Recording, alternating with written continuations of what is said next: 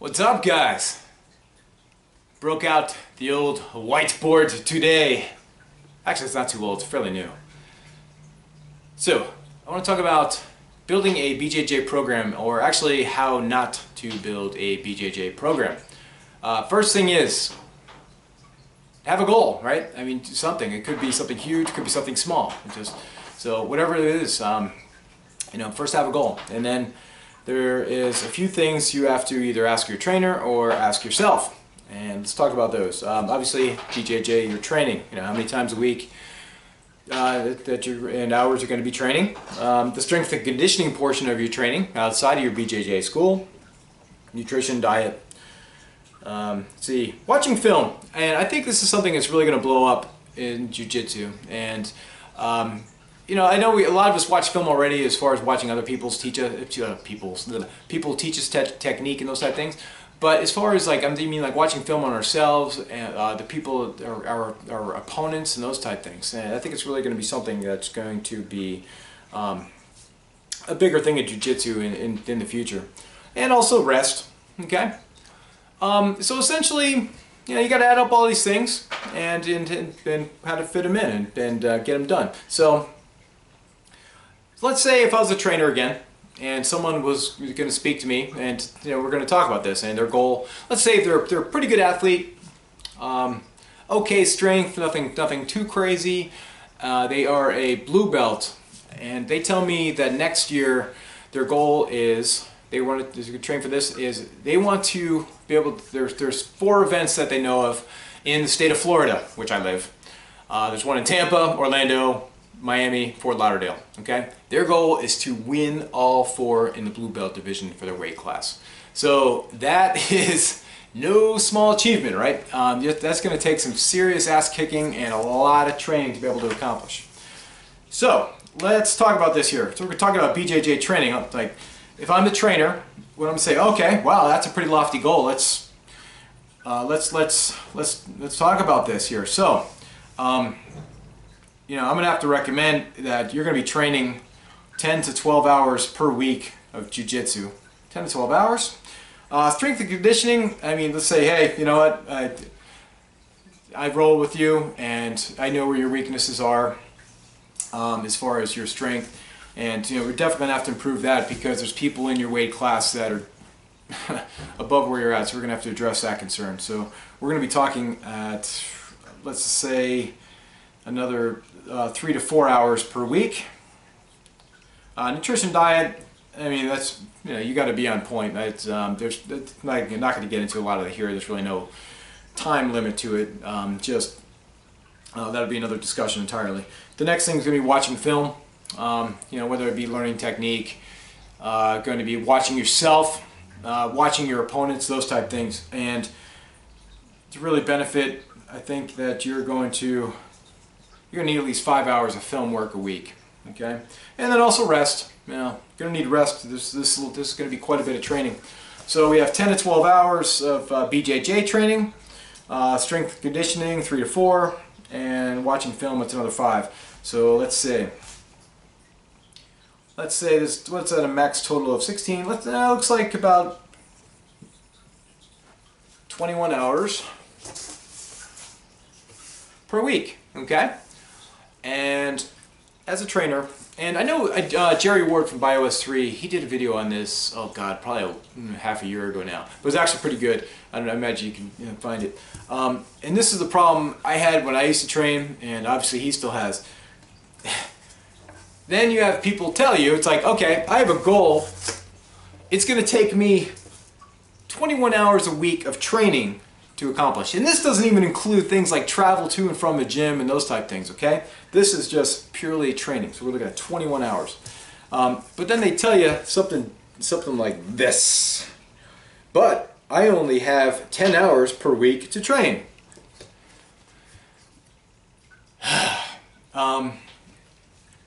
As a trainer, or I'm a past trainer now, just how the fuck can you have a 21-hour goal?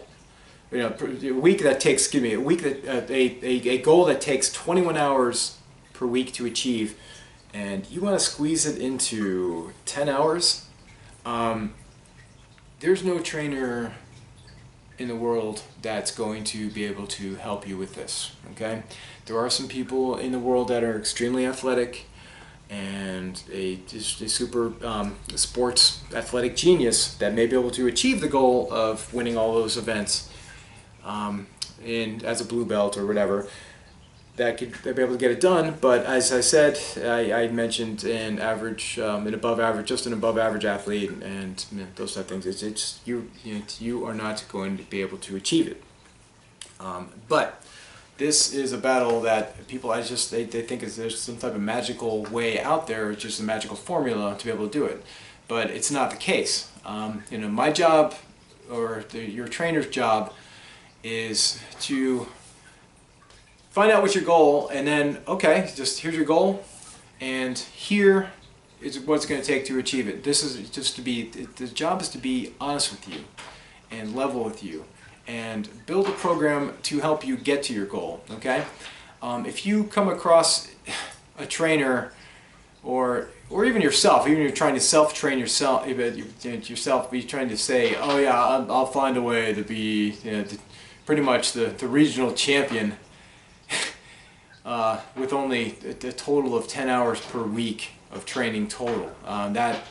Listen, either the trainer is a complete fucking liar and it's just going to steal your money. Oh yeah, we can do this, we can do this, we can get you this, we can get you that 10 hours in there. We can achieve this in 10 hours. Dude, you're going to get your fucking ass kicked. You're going to get your ass drilled. You're not going to win any of those tournaments. Zero, okay?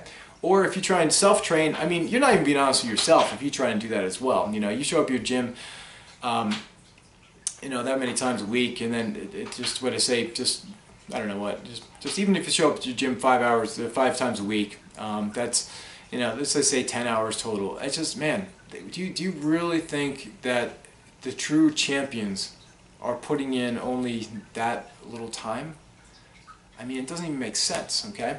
And again, guys, I do include things like watching film as training. I know from coming from a football background originally, film watching was huge, man. That's something that helped probably nearly as much as just the on-the-field practice training, which is kind of the equivalent of pure BJJ training. So, that's something that's unique. So that's something, keep in mind, guys. Whatever your goal is, you can't put a limitation on the training that it takes to get to that goal. It's just not. You're not putting your trainer in a good position, because what's going to happen. You're going to get your fucking ass kicked at the first tournament, get your ass drilled, and then you're going to blame it on the trainer. Oh, that guy's fucked up, man. I told him my goal is, and he didn't